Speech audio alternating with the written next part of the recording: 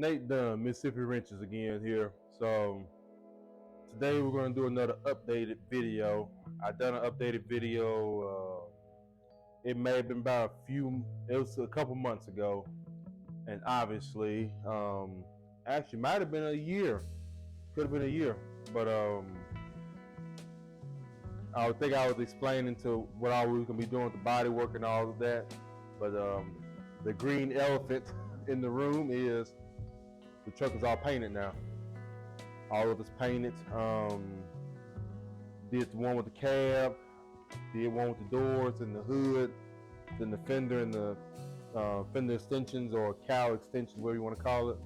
The only thing I didn't document was when I painted the bed, the outside of the bed. I did the inside of the bed when I did the bed liner, but I didn't do the outside of the bed there or the tailgate. But I did do the one with when I built the floor bed in there, the wooden floor bed. I did go ahead and document that one there. But so then I can go ahead and show you what else we got here, because I had some final little tweaks we need to do with it. You'll have to forgive the mess right now. Like I said, right now I still got some of the stuff in the bed. For instance, what we got left to do is it's going to be like the steering column, like the turn signal and all that stuff there. I got rid of the aftermarket little turn signal thing they had on there. And I want to see if I can have it OE looking wise, or not OE looking wise. It is going to be OE, and that's all the pieces for that. This is a throttle linkage. I did finally figure out why the transmission was leaking. So the TV cable, the kick down cable, whatever you want to call it there, it was missing out of this transmission. It was a turbo 350 and it was just completely missing. So I wound up ordering a universal one there, got it hooked up, got it doing good. It hasn't leaked a drop since then, so that's perfect. So now we gotta have the tedious task of getting that thing adjusted when we finally get it on the road. So I had to get it all adjusted right so that way it shifts out properly the way it's supposed to be. I'm not looking to set any land speed records, but we just want it to be a nice cruiser where it's not too sharp and so on and so forth. So, well, I think that's not going to be, that may not be how hard it shifts. I think that's the, what's that? It's a little, I think TV regulator or something like that. In my comments, please just let me know what the name of that is. It's that regulator on the very back where it's vacuum based, and you can actually go on the inside of it. It's like a little screw, and you can turn it, and it pretty much either firms up the shift or it softens up the shift. I think it's like a transmission pressure regulator or something like that there. But some of my older folks in the comment section, just please let us all know what that name of it is. I'm drawing a blank right now. But anyway, this wood right here, what we did was all this wood, everything that you see back here in the bed of this truck, all from Home Depot. The wood's from Home Depot, the metal strips are from Home Depot, carriage bolts from Home Depot, the little front pieces from Home Depot. But I think that's from Sneed's. But you can get it at Home Depot too, but I was on that side of town at that time. But yeah, it's all Home Depot bed kit. But it looks pretty decent though. It really does. And then we have to drill a hole in the wood so that way we can actually fill up. Because otherwise, yeah, it looks good, but you need a place to fill up. So we cut a hole for this right here, and it's actually a motorcycle hideaway gas cap. So what you would do is you kind of push down on it, and boom, you push down on a twist, and then unscrew it, and then do whatever you need to do, fill up the gas, and then twist it back on there. So see, right now it's still standing up. So if you want to get it down, just literally push down on it, twist, boom, nice and flat as that wood. And that's pretty much it for back here in the bed. And like I said, obviously you see I did the bed liner on the tailgate and bed liner on the wheel wells and all that stuff. That don't look that bad at all. I was a little worried about that because I've seen a lot of these C10s they had it pretty much slicked out on the inside of the bed too as well. So it was slicked out on the outside and carried on into the bedside. But I said I wanted to do something a little bit different, and it actually saved me weeks of body work because I had to be in there sanding and all that stuff. Technically speaking, I probably could have sanded it down and did some of that slick sand or the super high build primer and just do it like that. But so I want to try something different here. So that's what we did the color bed liner tint or tintable bed liner, and that should have been in another video. I'm gonna say probably the more recent videos, probably some months ago. It should be in that there whenever I was doing the whole build of this bed.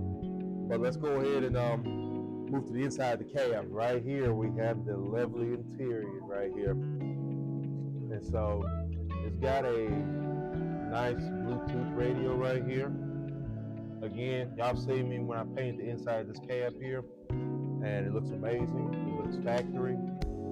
And this is the bench seat right here. We done dyed from that blue color to this kind of tan. I had to actually get some more dye anyway. It's a BMW color. There is Everest gray. And anyway, it's so nice and comfortable. Even my big 270-some pound self fits comfortably in here. But like I said, this is gonna be the next thing.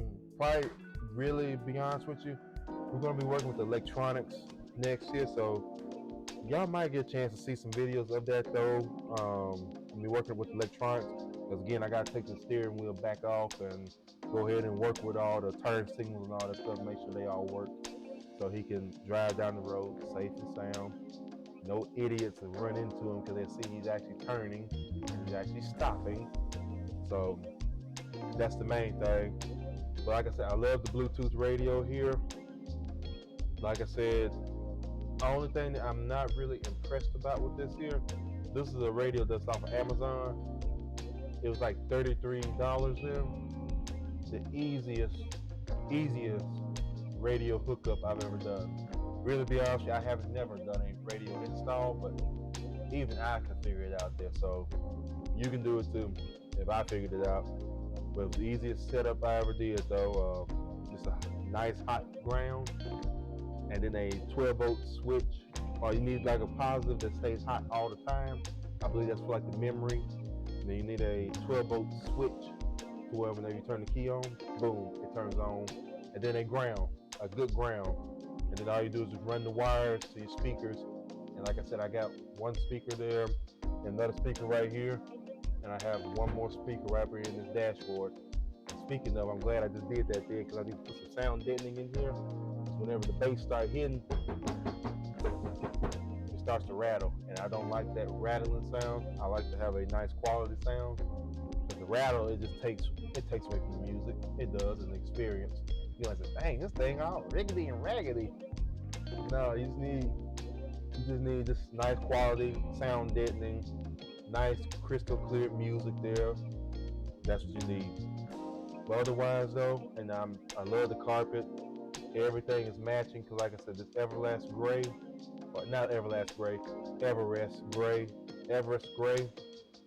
it matches the inside of here and it even matches the carpet there. I was going to get stupid with it and I was going to do like another two-tone effect on the seats, but at this point in time here, I think it's just best for me to keep it simple. Will I get a chance to get it at it again? Maybe. Right now, I was going to give him something nice and simple, you know, just where he can cruise around in it. And then if he wants to make upgrades, which I hope he does, because I really would love to do all the stuff that I had planned for this truck here, like the electric steering and stuff there, but at this point in time here, that's going to take just too much time to do. But I really want to get him in his truck very soon so he can enjoy it. And then it closes so also too, y'all, I apologize. I never did tell y'all about what I wasn't impressed about. Because you know me, I get to talking and then next thing you know, it's just all over the place. But I just really wasn't impressed with the radio. You see, I don't know if the antenna has something to do with it or not, but it's just really not picking up the radio stations I would like it to have picked up. But another alternative, and then second of all, the screen is not really as bright as I would like for it to be in the daytime. Nighttime, all day long you can see it, but daytime, if you got the sun and all that stuff beaming down on you, you might as well wrap it up. You're not gonna see nothing. So I don't know, I'm gonna look back in the instructions or something like that, maybe push some more buttons, just to see what we got. Maybe it'll lighten up. maybe lighten up even brighter or something like that. But main thing is, at least if we cannot get this radio to do like we want to do, the beautiful part is it is Bluetooth, so he can actually get the radio on his phone. Thus, that's gonna be able to see the radio station he wants, and it'll still play on the radio. So at least we can get around with that there. But I apologize, I just got to talking and all that stuff. I forgot to even tell y'all the only thing I didn't like about that radio. But everything else is splendid. Everything else I love about that radio. Bluetooth, it's powerful, it's loud, and you can actually make phone calls off of it. So this is technology this truck never dreamed of seeing, calling somebody while inside it. But anyway, we're back to it now. The one thing I do like that I think I may take a little pride in, at least somewhat, I usually don't take a lot of pride in nothing, but I think I'll take it this time. We got these gap lines to look as best as we can here for what we had, because these trucks did not line up perfect at all from the factory. It still is not a perfect fit, but it looks pretty dang good to me though right now. Like I said again, what we had. Like I said, the gap lines, I love the way that looks there. Watch this here. I'll be glad whenever I put the door handle in. Let's see. Open so easy. Fantastic. It is tight, sealed up. And even the hood gap too.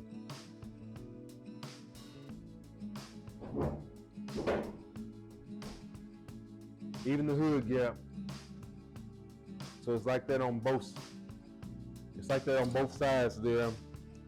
Like I said, in theory, and kind of a little bit of archaeology or body shop analysis, whatever you want to call it there, I was looking at it because I remember when I was fixing this thing here, it was some great damage right here, and it was definitely a big damage, like a big old dent right here. And so I think once upon a time, this truck was involved in a pretty nice size hit. So what I think happened was it got hit there and it closed this gap up here. And even to the point it almost closed this gap up over here. So I just wind up just finagling it forwards here, bringing this forwards here. Then I had to wind up bringing the hood just literally like a little bump forwards. So that's what I think happened there. And even to this little slam panel up here at the very front, it was kind of pushed back too. So I had to actually loosen it up some and pull it back forward. So I think this truck once upon a time had just a boom, solid hit right up here, and it pushed all that stuff there. Can you be surprised? This truck is not like the trucks of today's time. The bones, the structures of it, there is really no bones or structure in it. It's just heavy metal. It's heavy metal. It's got tough skin for weak bones, versus the newer vehicles got weak skin but strong bones. About like this generation. I digress. But yes, but everything else is bolted up nice and tight. Everything is lined up, so we're just still rocking and rolling. Next thing that we're gonna be doing is just go ahead and get the beauty stuff on there, like the chrome. We're gonna get the chrome side trimming, but I got a kind of a sneaky way how I'm gonna do that though. I think y'all gonna like it. I think y'all gonna like it there, cause this, like I said, chrome trimming and all that stuff for this truck costs like $1,400 something there. And I said, oh man, let's see what we can do. But I think I got me a little I think I got a little trick that's gonna give us the same results of what we want to see. So y'all just stay tuned for that part there. But like I said though, we got some more of the trim panel, like the original trim that came on this truck here. We're just gonna wind up polishing it out real good, nice and shiny, and we're just gonna put it back on there, and we're just gonna, like I said again, we're just gonna give him a nice, just a nice base of a truck, so that way he got a project. If he wants to put new door handles on, he can put new door handles on. If you want to put come on, my older crew, help me out with that there, that little decorative piece there. You can put on a new one there. But the ones I'm gonna give them though, they're gonna be nice and shiny, and they're gonna be pretty nice. And then, oh, I forgot, the elephant in the room is the wheels. So for right now, I'm not gonna lie to you. I remember I said, and I was just dead set. I said this truck would not leave here with those Toyota 4Runner wheels. And the more I keep looking at them, they're different. Kind of like them, so it's not bad for right now. At the end of the day, I know what wheels I want to go on the truck, but just for funs and giggles, I want to kind of have a little fun with the wheels that we got on it already. And I'm gonna show you what I mean in a minute by the fun I want to have. So I'm gonna zoom in real close. I'm gonna zoom in real close here. So the backs back here, the backs fit perfect. Watch. So the little center caps, nothing on them or nothing like that there, they fit perfect. Now, and then don't worry, there ain't no but dust on that bed. Now I want y'all to watch this here. My dumb self, on this side here, I cut it too wide. But watch, I'm gonna show y'all something here real quick. So y'all see this, right? Just make sure y'all see that. Let me go over there real quick and swap the caps, because I did the second cap right. I did it perfect. Now I want y'all to be the judge here of this in a minute. See, this one here I actually cut it out a lot better because less is more. Judy, chop. So I still have a little more trimming out to do, but you sit there and look at that though, that little hub or whatever you want to call it, that actually looks like it's part of that wheel itself. And so if I actually just take my time and trim it out a little bit better, that actually looks pretty cool. That actually looks pretty cool to me indeed. And then I actually have another little project I would like to do anyway with these wheels. Because just for funs and giggles, I just want to see how cool can we make these wheels look on this truck at least. For the time being, until we actually find the right wheels we want on here. But right now, like I said, that was really by accident. I had bought all 4 on Amazon, and I realized I couldn't get this on there. I was able to get the ones on the back because it got drums on there. But the fronts got this little hub bearing, whatever you want to call it, there, the little piece sticking out. I'm sorry, I'm just drawing a blank today. It's been a long day, but it was sticking out. So just for funs and giggles, I started to try to cut it out and see what it looked like that. And that actually looks pretty cool to me. It really does. It's like it belongs. So I got a few little tricks up my sleeve with this here. I got something that should be coming pretty soon. I want to see if I can just find some more 17 tires. That would actually be lovely. It really would be. But anyway, that's pretty much on this side over here. So we can kind of run to the engine bay real quick and just show you what we got with that right now. So now we're to the engine bay part of it now. So everything, you know, that y'all seen so far with the engine bay, with all the other mechanical videos I did of this truck here, everything's about the same, just minus a few little details. I can't remember my other last updated video, but we wound up getting a 2-barrel carburetor that actually worked better than the other one. And the next thing is I finally got the fan shroud to work. So it took me 2 years to finally figure out how to get this fan shroud to work. Well, not really. I wasn't thinking about that fan shroud the whole time. But when I was trying to get the truck running, I was trying to get the fan shroud going. And it just wouldn't click to me. I bought a factory one there. And I got to put it in here, and it just would not fit for nothing. So, for the people that's got a 66 C10, got inline 6 if you want a fan shroud, you can get the one from LMC. You can go ahead and order it. But see how I designed this one here is I cut it.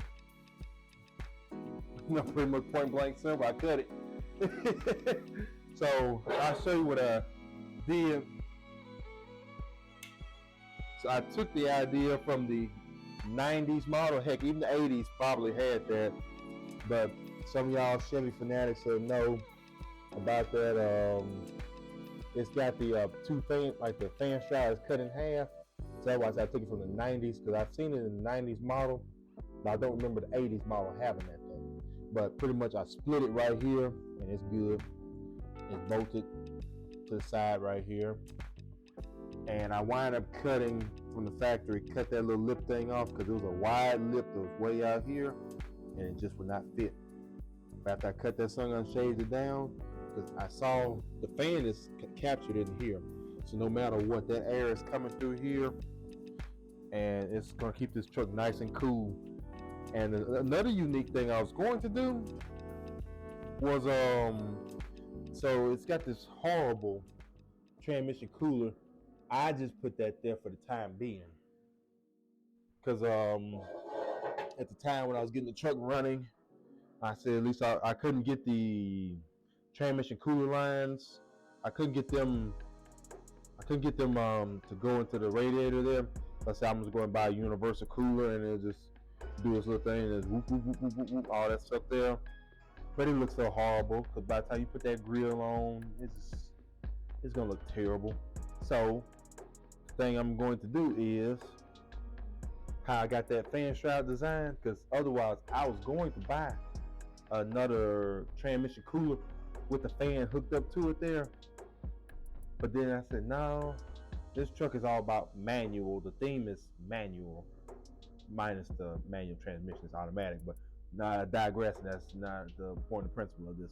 So anyway, what I was going to do is take this here. I'm going to build a bracket somewhere up under there. So that way it's going to hold that transmission cooler flat like that. And so how I had to get this fan shroud here. So remember what I said earlier, the 90s model 2-piece fan shroud? Well, there's a 3-piece, no biscuit though, unfortunately. Oh man, I'm sorry, but in my theory, and my theory was right, that fan shroud being open down there is going to allow the wind to go to still hit down there and still blow down there. And so that wind is going to be blowing through that transmission cooler. And so that wind is going to be enough for the radiator and for that transmission cooler. When I put it down low, just put it parallel. And like I said, you're not going to see it anyway, because it's going to be behind the bumper. So that's another thing. And so it's coming along good. This is that TV cable I was talking about here. And so I still got to get that just kind of done up somehow. I'll figure it out later on. Cut it to length where I need to cut it to length. Finally got the brake booster hose lined up here, and finally got my PCV valve hooked up as well too. I'll finish with these vacuum lines here. Just get them nice and long so that way they can wrap around here, look really nice and neat up under here. Then after that, I'm gonna take them wires from the push button starter thing there. Finally fix the starter where that intermittent, because sometimes it don't want to crank up, but I won't go ahead and just push the button where it just, long story short, like the old screwdriver trick on the solenoid, and touch it and it'll crank up. That's how I got that wired up like that. but I'm gonna see if I can try to fix it right. So that way it cranks up every time you hit the ignition. But right now, what we're going to be focusing on for tonight, after I get through with this, is going to be voltage regulator here, because the truck is not charging anyway. And so I got the voltage regulator sitting over there on the table. Let's see if I can zoom in. Ba boom, ba boom, right there. So we're going to go ahead and get the voltage regulator in there. For funs and giggles, I'm going to see what it does. I already know that alternator is probably shot anyway, so I got one coming anyway. I got one coming that should be a nice hot alternator, so it should have a lot of amperage for it, which that's a good thing, because I don't want this truck to struggle now one bit with any amperage or nothing. He got that radio and he got some speakers now, so it's got a little more stuff that it's got to run. But yeah, figure out these wires here and get that stuff working properly. Get the same thing for this it's cool temp sensor there. Because beforehand I swapped the wires around, and like the hot gauge or something like that went off, versus every time I cut that truck on, it's like it was on all the time, like it was hot or something. But nah, I'll show you how it cranks up though. It should fire right up. Let me give it some go-go juice. I'm gonna do like Derek off of Vice Grip Garage. My sparkulators are ready, and my fuel make it happener. Ignite. Fire.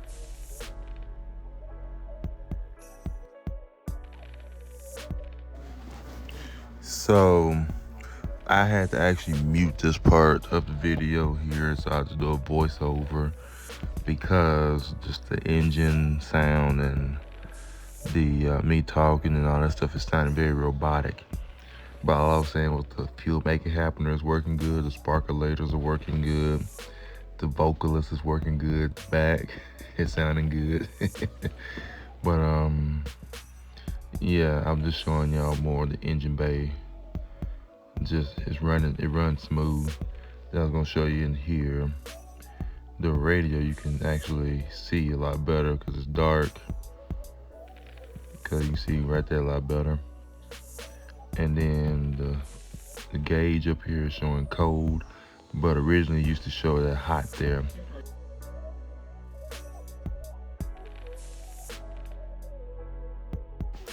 But that's a good thing though. And what I found later on with that feature is it starts off with a yellow light, but as it runs, that light will go off, so that means it's operating temperature. And then if that thing hits the red, then it's obviously overheating, but otherwise it's good though. So I like that I got that working right now. So but until then though, that is the update of the 1966 Chevy C10. I hope y'all like the content. I know it wasn't too eventful today, but like I said, it was just an update though, just to show y'all what we got going on with the truck. So we ain't sitting around, I promise we not. But like I always say, like, comment, subscribe, please share the video. I really appreciate the support. And until then, my motto is stay busy, have fun. Boom.